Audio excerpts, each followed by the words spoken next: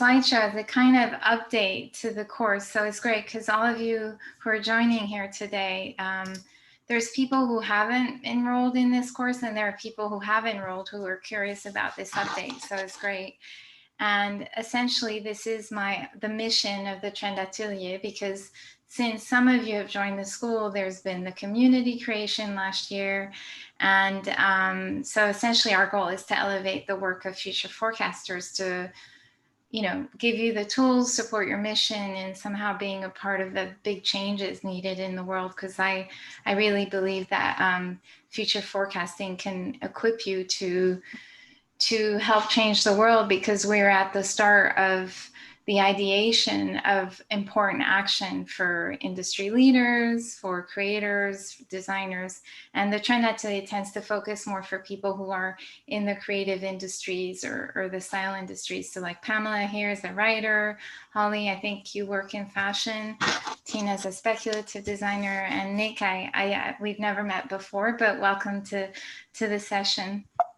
So, oops, I am going a bit too fast.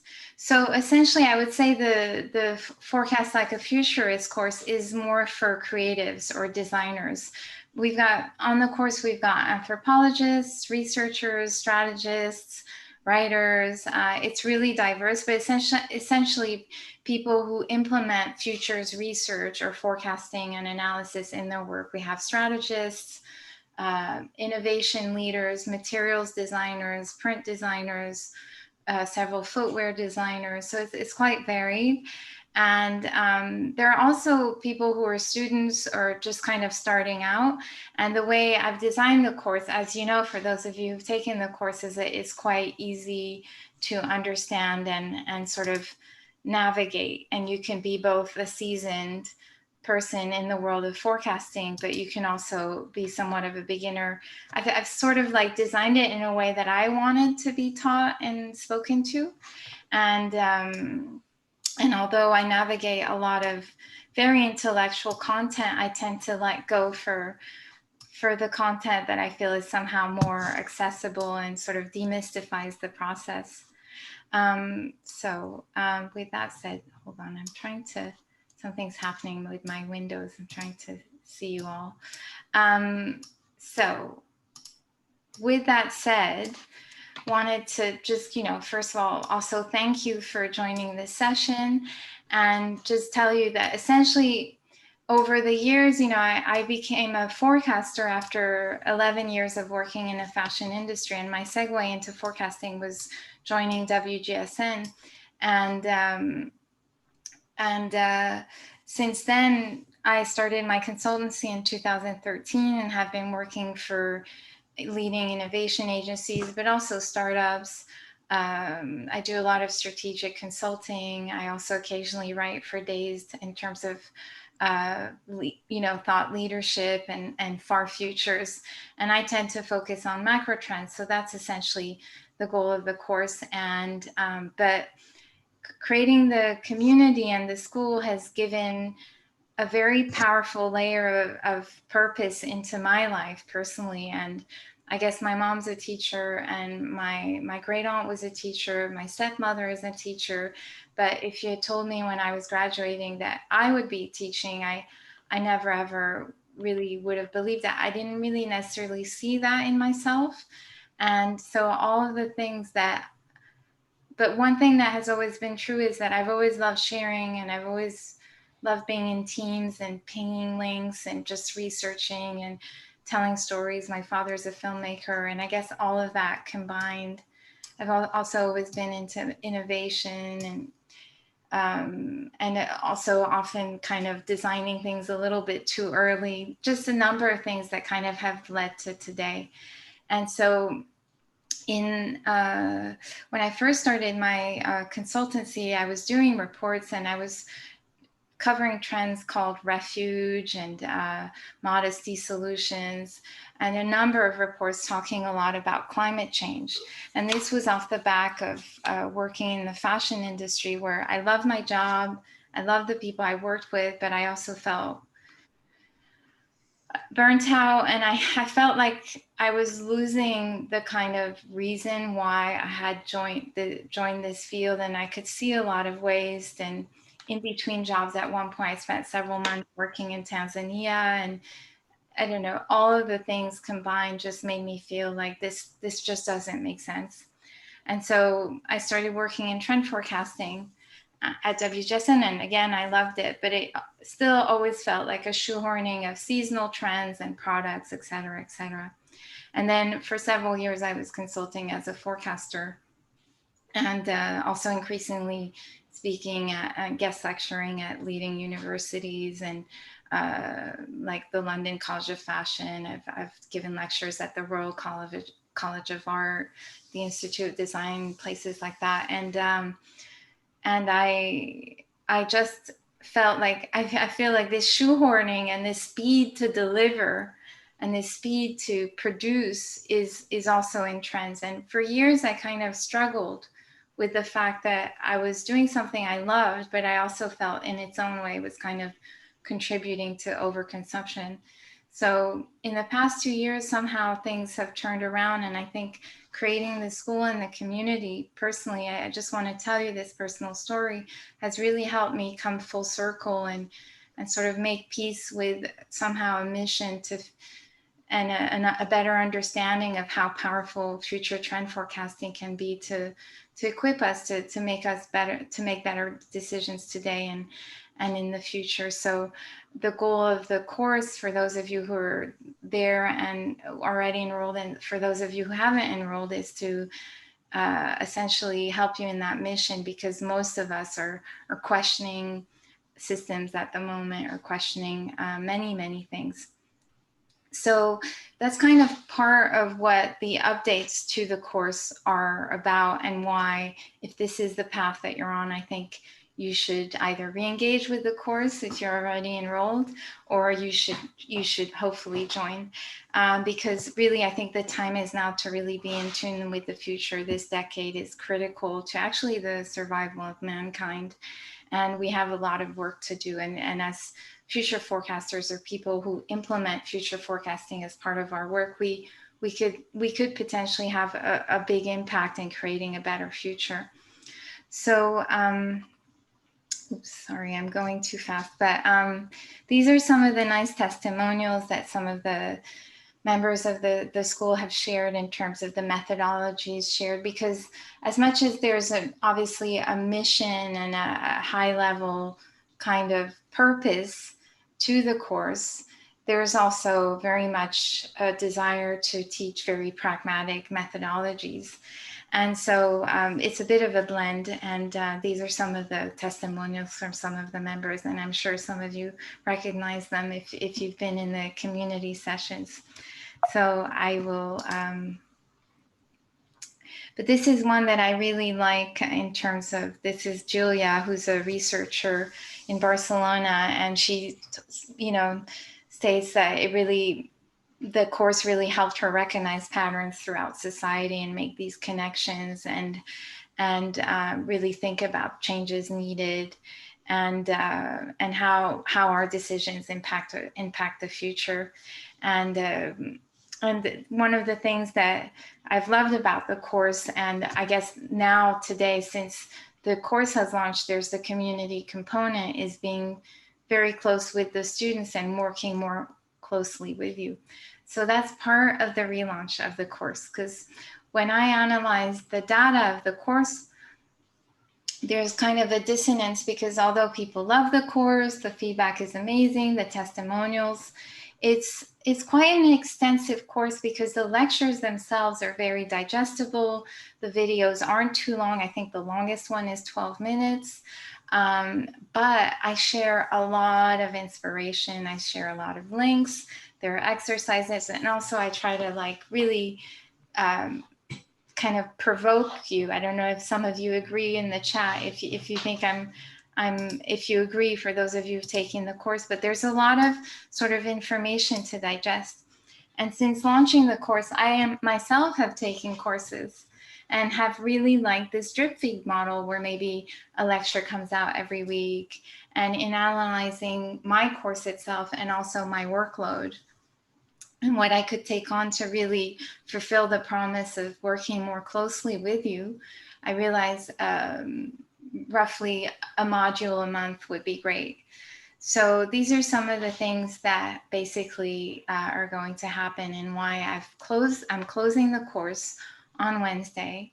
And for those of you who are really interested in re-engaging or joining for 5 months, thanks, Pamela. Yeah, thanks for your feedback. Loving the links. Yeah.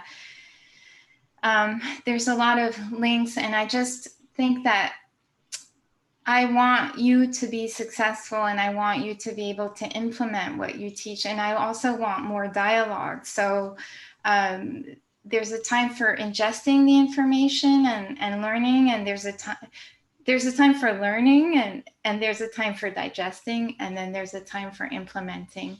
And so that's why I've chosen the drip feed model. The drip feed model is also allowing me as your main teacher, because there are now guests on the course, including Tina, who has created a lecture on speculative design. Tina, who's here with us today, is a leader in speculative design. Essentially, this allows me to bring together many of the tools that I've been developing in the last 2 years. So these tools encompass new report templates, new downloadables, new tools around writing, and also a new awareness, a new kind of understanding that it's great to teach you the methodologies on research, and how to have your resource lists and your research library, and organizing your tools and everything. But I realized that there were certain things that needed to be added in. For example, understanding your mission, really at the front of this. And so I'm going to talk to you about this in a bit. And also kind of really harnessing the power of the community to answer your questions. And one of the things I really love about Circle, which is a platform I use for my community, is that essentially when you're logged into the course, you have a little widget at the bottom of the course that looks like a pink chat, and that is a backdoor into the community. So every time you might have a question, you can just pop into your dedicated student spaces. And about 2 weeks ago, I was part of the pilot program, but they've developed group chat, which means that I can also start putting you in, you can have accountability buddies. So obviously some of you are in very different time zones, but it could be really powerful for you to have objectives and have an accountability group. Generally those groups, it's best if there are no more than like 3 people. So we can do that with the group chat. That's a really exciting new feature. And in the community, there's a whole dedicated space. And the live sessions, the way they've always been in the past, were just kind of very open. It was like, yeah, here's a Q&A, just send me your questions. But now they're very focused. So each month we'll really recap on the module that went out and really go over some key tools. And I think it'll be even more productive. Just looking at the chat here, Diana is saying, I completed the research course and it was captivating, and the examples really helped me to understand the subjects. How much time do we need to spend per week for this new course?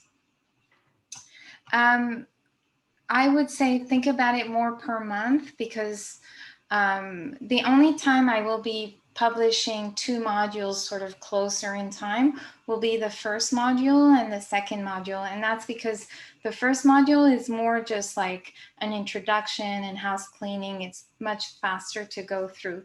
But my estimation of the course is that it's minimum 30 hours. And but generally people spend more time on it. So if you look at it 1 module per month, I mean, you do the math.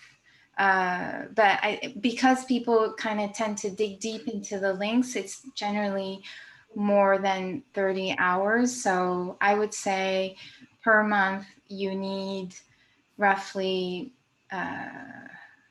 8 hours, so maybe 2 hours a week. But you know, it's really quite personal to everyone. I don't know what other people want to chime in, Pamela or Tina, you know, whoever else is. As it's quite, the thing is that I'm sort of rambling right now, but I personally, the way I like to learn is I don't like to be micromanaged. So the basic videos are quite quick and the exercises you could do quickly. And then I give you the choice of going through the different links.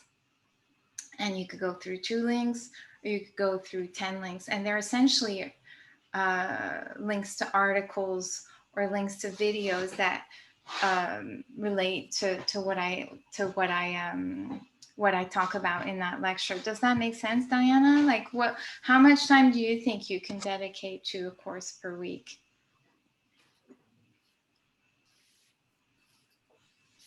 I'll let you take your time, but the other thing is that, well, I don't know, Diana, at the moment, if you're on the go or if you're still working from home, but with the course, you can follow it on the Teachable app. That's really helpful. You can, and every lecture comes in MP3 as well. So that really helps. So there's different ways of digesting the content.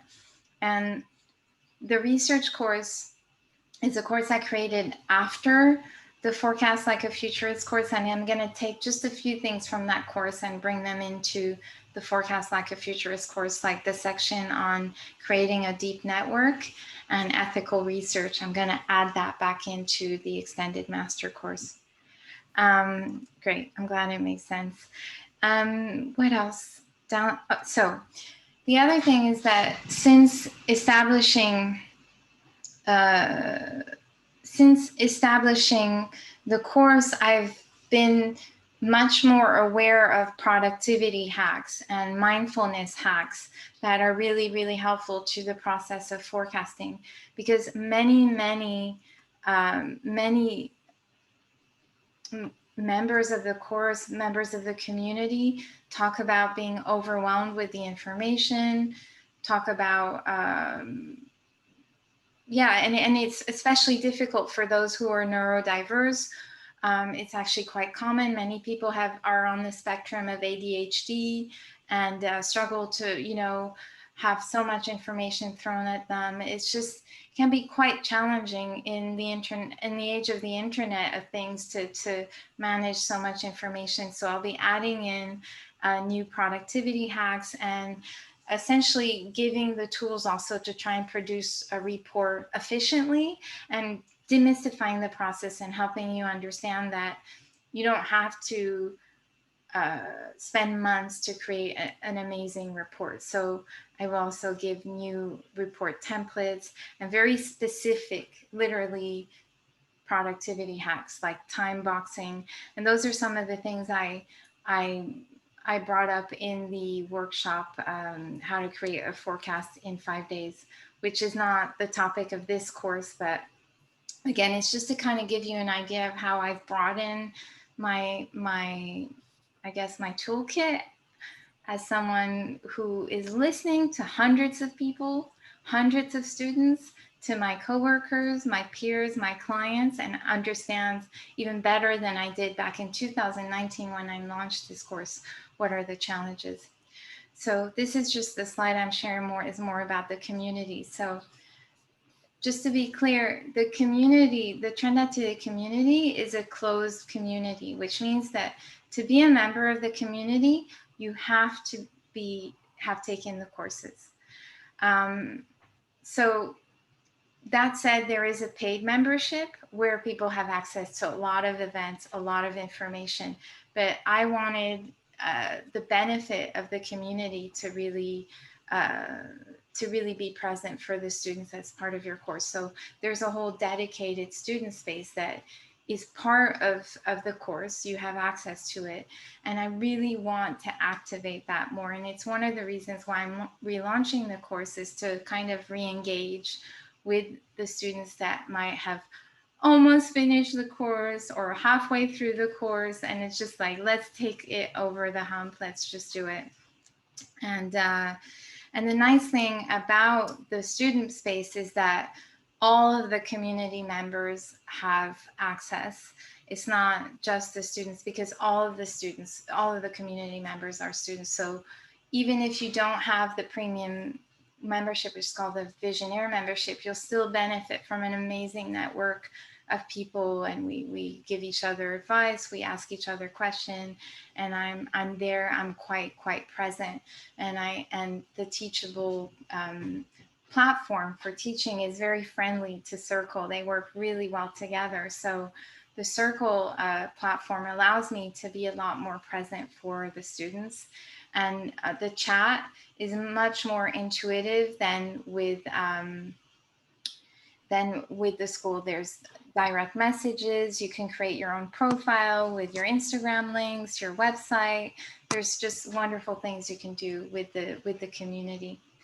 So now, just to kind of quickly walk you through some of the updates. So there's not much changing in terms of module 1, which is the introduction to the course, and what makes a trend, why trend forecasting is crucial, and understanding our obsession with the new. Obviously, I talk about sustainability in this. There'll be your reading list, your course workbook, and details on the community invite. And understanding and accepting that community invite is important, because that's where I post the replays for our live sessions as well. So there's all of the instructions. It's very comprehensive. So that module, it'll go live. I'll give you 2 weeks to go through it, and then we'll jump straight into the second module, which is oops, sorry, my mouse is going too fast. Which is the second module is quite important. It's the key ingredients, and this is probably the longer module because it really sets the stage. So I go over my hunt, identify, gather method, the trend timelines. For those of you who've logged into the course, none of that has changed. The types of research, but some of the things I'm adding are the syntropic wellness model, which is a type of new model I've developed in terms of envisioning a report in a different way, using methods inspired by syntropic farming, which is a form of regenerative farming. I go over productivity hacks in terms of managing your time, gaining clarity, creating a deep network, speculative design, that's where your lecture will come in, Tina, and the aspects of ethical research, where I'll also have some interesting guests. And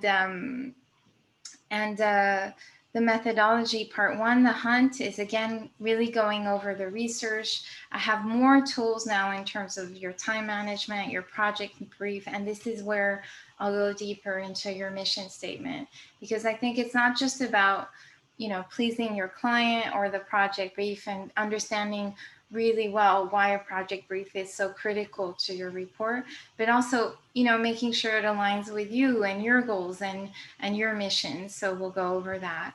I'll have the other thing is that since the creation of the report of the forecast like a futurist course, I have so many more research tools and platforms, and other communities have popped up that are amazing resources. And so I'm just going to be updating all of these things. So whether oops, Tina, I think your sound is on. So whether or not you want to be on the drip feed model or not, regardless, you're going to benefit from these changes. And so the hunt is really the research phase. And Nick and Lucy, for those of you who might want to find out, obviously the hunt is open in Macro Foresight, but I also teach you how you may want to have it focused and why. And this is an important module, and clearly I dedicated an entire course to the research process. So it's very important, and you'll be able to have time to cover that, to learn how to create your research libraries, to go through the links, to understand the aspects of ethical research, to understand also the intuitive aspects of research, and many more things. And then the next stage will be identify, when you start to bring the research together and interpret the signals and pinpoint the key messages. And that's probably one of the most common questions, is how do I make sense of the research? And I always say this, that it's probably the most challenging thing to teach, because there's an element of personal sense making and place making in that, but that we're going to go over that. And the nice thing about the Identify module, since last publishing the course back in 2019, is that since then we've had an explosion of virtual reality design, 3D design, different types of ways of showing a report. And so at the time, I was really more showing how to create a PDF report, or perhaps a video. But now in this course, I'll be much more going deeper into, innovative and impactful ways of presenting a report, perhaps in 3D design, or just a number of different techniques, perhaps even augmented reality. There's a number of ways now, I think, that you could illustrate a future forecast. And I think, I don't know if that's, but there, I forget now, but I think it's in the next module. But the other thing is writing, obviously. And one of the things I wanted to talk about, which is in the Identify stage and in the previous module as well, is that obviously that I tend to focus on macro futures. So the minimum timeline for me is 2 years, but sometimes it goes up to decades ahead. And so we'll also talk about, fictioning, aspects of science fiction, how to really, understand sort of the domino effect of ideas, and how you could really creatively think about the future, which is something Pamela, who's with us, is amazing at as a writer. And so I'm really excited to share that with you as well. And then the third part, Gather, is really a final review, because in my experience, and this is why I've designed my methodology, there are several stages where you sort of reiterate. So in the hunt stage, you're researching, but by the end of the hunt stage, the signals start becoming clearer and start talking to each other. The Identify stage is where you really need to narrow it down and become even more confident about the key signals you're going to select. And the Gather stage is when you're ready to really communicate them. But in the front end of the Gather stage, there's still an element of still perhaps doing a little bit more additional research, or double checking things, or making sure you have the right signals. And it's kind of that final stage of the assessment and the review, and also obviously producing the forecast, which means, and this is the module where you'll have updated templates and downloadables. And the other thing I wanted to add to this lecture, I haven't actually created that lecture yet, but this is part of the plan, and obviously that module 5 will be coming out in October, so there's some time, but it's essentially also helping you with public speaking tips, because if the goal of the course is also to help you sort of come into your own and help spread also yourself a message about the future, then I feel that the course has a responsibility to also give you the tools to present, perhaps even if you're not into public speaking, perhaps the tools on writing in the course will help you gain that extra confidence. And if you're already confident, I'm sure there's still things that you can learn. And everyone who's a very seasoned forecaster or innovator who's taken the course has always said that it's been a great refresher for them. And also I'm going to have a guest lecture on copyright, and I'm by no means a copyright expert, but this is something that I think the course deserves to go deeper in. And then essentially the conclusion is no huge changes there, but perhaps more additional updates on how to gain exposure or how to publish your content, and essentially help build out your community and your career in a way that is collaborative.